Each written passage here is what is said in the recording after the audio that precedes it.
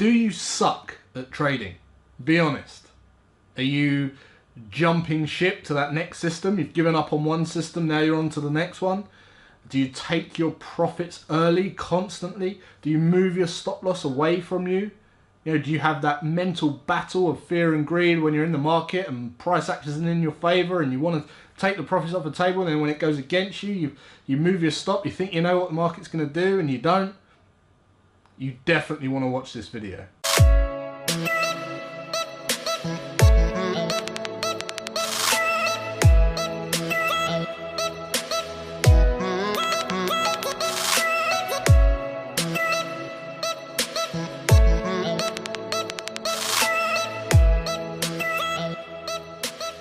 We're looking at this level here, the double bottom. We had our double bottom here, followed by another double bottom. Previous structure support should become resistance. We broke and closed below that level. As we did that, we had this descending channel as well. We know these levels provide decent levels of resistance if they're tested again. Okay, good levels of structure. Whenever you can find these consolidation patterns, these channels or wedges or pennants or flags, if they're tested again, once they're broken, it provides the good support or resistance depending on the whatever way the market's going. And this is what I was looking at Warren. We broke and closed below. We was looking for a pullback up into this level before we took a short. Okay, you can see we had an equal measure move here as well. Up at this level, we've also got a fib inversion trade setting up a bit higher, but the first opportunity for me is in that dollar flat level. We've got that even handled number, dollar flat, and if we bring on our triangle tool, sorry, we've actually got a Gartley pattern here, X to A to B, B to C, and a CD completion. It actually completes at the dollar flat. So my orders, I'm going to get my orders on this now. Okay, I'm going to get my orders just 2 pips. I'm going to front run for 2 pips below that dollar flat level. Okay. Order pending. So there's my sell limit. I'm going to work out where my stop loss needs to go.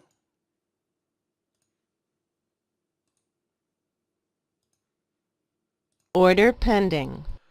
Okay, and there we have it.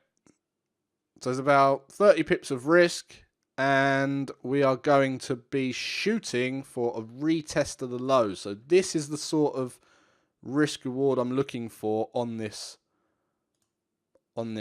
trade.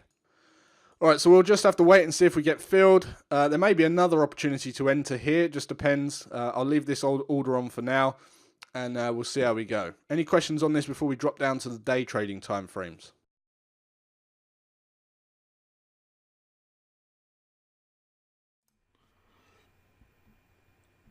All right, welcome to the war room meeting. We've got I've got one trade on at the moment. Got stopped out on the pound dollar, and it's been a bit of a terrible week really for me. But this was a trade that we were looking at yesterday, and looking for a potential opportunity to short this market.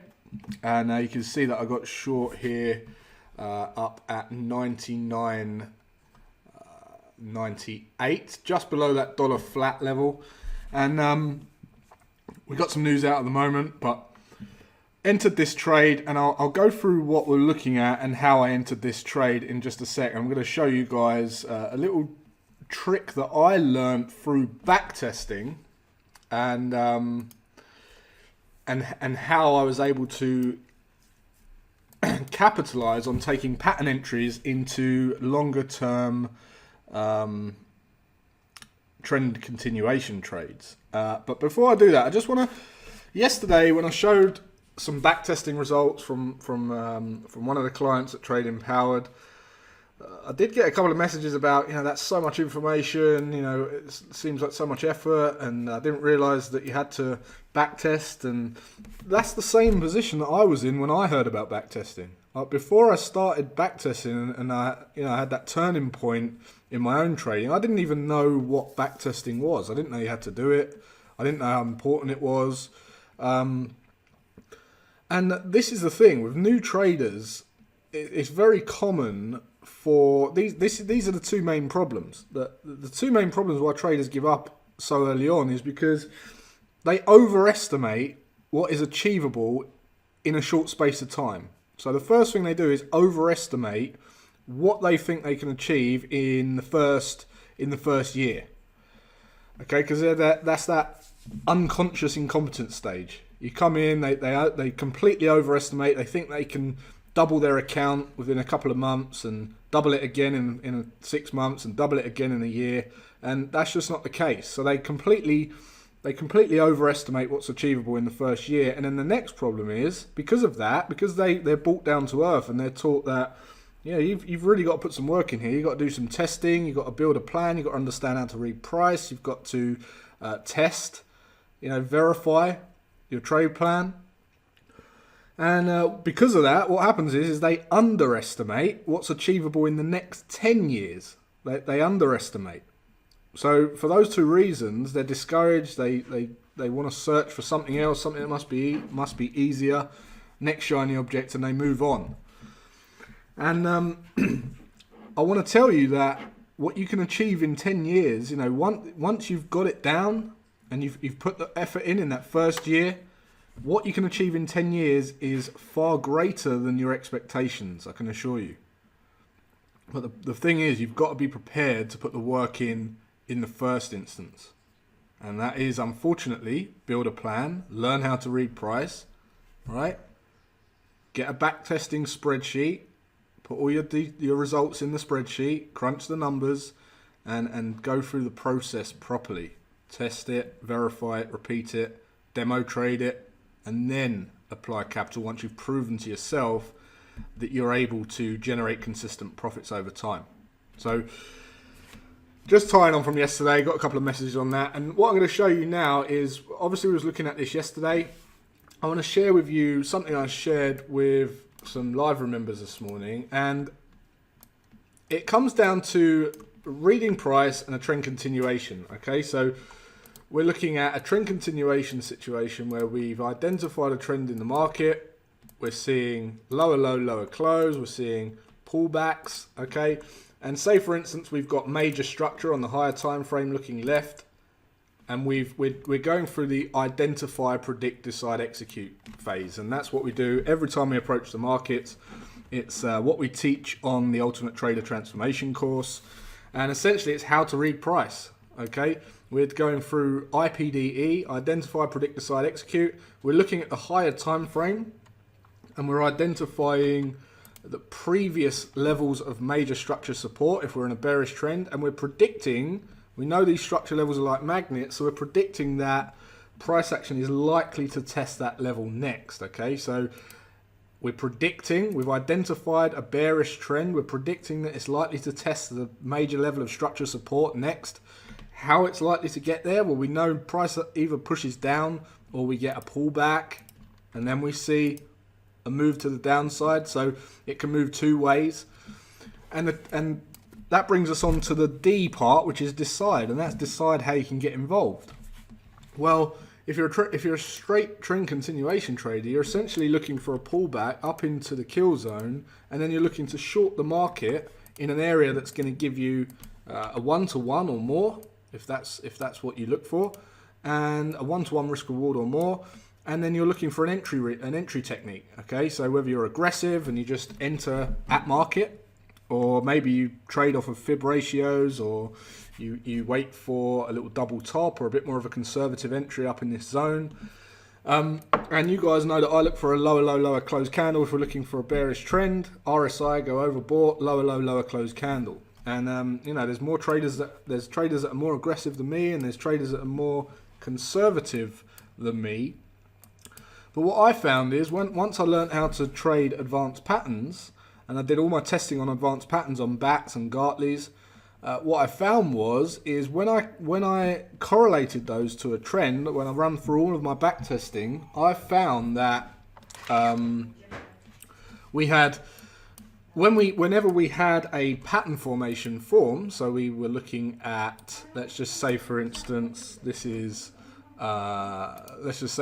we had a pattern form in here. as long as we don't test the low, in which case my move would have already been made, as long as we don't test the low, I'm looking for a trend continuation move. So we've got this complex pullback now, which is in the form of a pattern, a bat pattern, right? I can take this trade aggressively. I can use this as my entry technique and switch up my target. So instead of taking conventional targets on the bat pattern, which we teach in the Ultimate Trader Transformation course or the Advanced Pattern Trader course, I switch my targets up as if I was in a trend continuation trade. So I then take some profits off at a retest of the low or the A leg of the pattern, which is here. Okay, and then I trail my stops down to that next major level of support. So I have a buy limit order set at the major level of support, and I trail my stops down. So what happens is one of two things. I either get stopped out at a profit, or price action just rolls down and takes out my buy limit order at that level. And it's great being able to do this, but it all boils down to understanding how to read price action. If you cannot identify a trend, if you're doing this sort of thing when there's a potential rotation or we've violated a previous outside return and you don't understand how to read that, or there isn't actually a confirmed trend, right, you're going to have a real hard time capitalizing on this sort of trade style. All right, but the beauty is once you do learn it, then you can build out your plan and build out your crunch your numbers in your backtesting, make sure that it doesn't, one isn't detrimental to the other, and really capitalize on these kind of setups. And that's personally what I do. And you guys in the live room, you've seen me capitalize on these many times, particularly on the Aussie dollar and the pound yen. So going back to our trade yesterday, what we were looking at is we were looking at a lower close. I was already looking at this level right here. We had our double bottom, followed by another double bottom when it was tested again. We broke straight through it, pulled back up into structure. We also had our little descending wedge pattern here as well. We've got a dollar flat even handle number there. We all know these numbers are psychological numbers, especially $1 flat.